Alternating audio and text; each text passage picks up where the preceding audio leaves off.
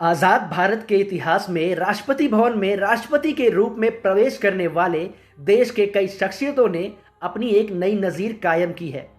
किसी ने राष्ट्रपति रहते हुए आपातकाल लागू करने के लिए हस्ताक्षर किया, तो किसी ने महिला राष्ट्रपति बनकर इतिहास रचा। तो एक मिसाइल मैन जीवन भर अविवाहित रहकर जनता का राष्ट्रपति कहलाया।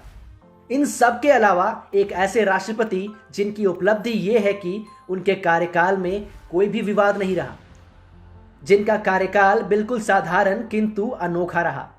ये महान विभूति हैं पूर्व राष्ट्रपति भारत रत्न प्रणब मुखर्जी, देश के 13वें राष्ट्रपति जिन्होंने आज के ही दिन अपने प्रतिद्वंदी पीए संगमा को भारी अंतर से हराया था और देश के राष्ट्रपति निर्वाचित हुए थे।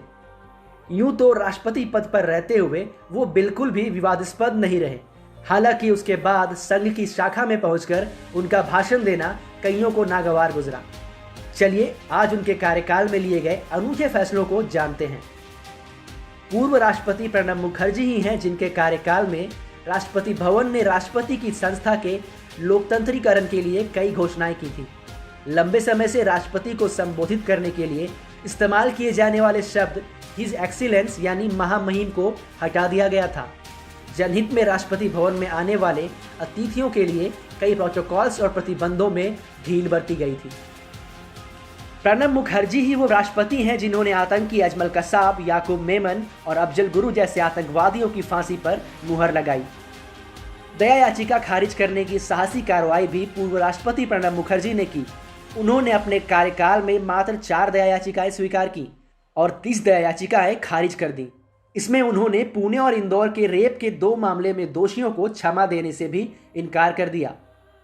याचिकाओं को खारिज करने से भले कुछ क्षण के लिए आपके मन में उनकी क्रूर छवि पैदा हो, लेकिन आपको बता दें, राष्ट्रपति प्रणब मुखर्जी ने 4 दया याचिका पर फांसी की सजा को उम्र कैद में बदल दिया था।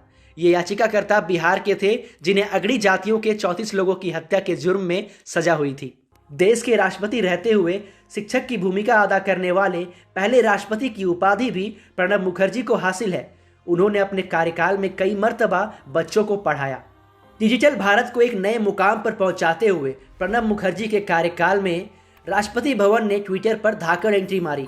फिलहाल ट्विटर पर राष्ट्रपति भवन के 10.4 मिलियन फॉलोअर्स हैं। विकास की रेस में पीछे छूट गए गांवों को गोद लेकर पूर्व राष्ट्रपति प्रणब मुखर्जी ने एक मिसाल पेश की। स्मार्ट ग्राम योजना शुरू कर गांवों को हाईटेक टाउनशिप में बदलने के मकसद के साथ गांवों में शिक्षा, कौशल विकास, स्वास्थ्य और बुनियादी ढांचे आदि क्षेत्रों में बदलाव लाने के लिए प्रणब मुखर्जी और उनकी टीम ने जी जान लगा दी। जनता को राष्ट्रपति भवन की गतिविधियों से जोड़ने के लिए अनूठी पहल प्रणब मुखर्जी के दौर में ही की गई।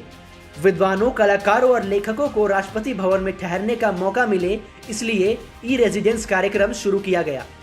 राष्ट्रपति भवन की लेगेसी को बरकरार रखने के लिए राष्ट्रपति भवन में बग्घी की परंपरा को पुनर्जीवित किया गया। लगभग 3 दशकों के बाद बीटिंग रिट्रीट में साल 2014 में बग्घी इस्तेमाल हुई। 4S पहल के अंतर्गत राष्ट्रपति भवन के अंदर बुजुर्गों और बच्चों के लिए योग क्लास, कम्युनिटी सिंगिंग, काउंसिल सेवा, मुफ्त स्वास्थ्य जांच, बोर्ड गेम जैसी कई और चीजें शुरू की गईं। 26 अध्यादेश लागू या पुनः लागू करने का काम भी राष्ट्रपति प्रणब मुखर्जी ने अपने कार्यकाल में किया। अपने कार्यकाल के अंतिम साल में उन्होंने 5 अध्यादेश लागू कर दिए।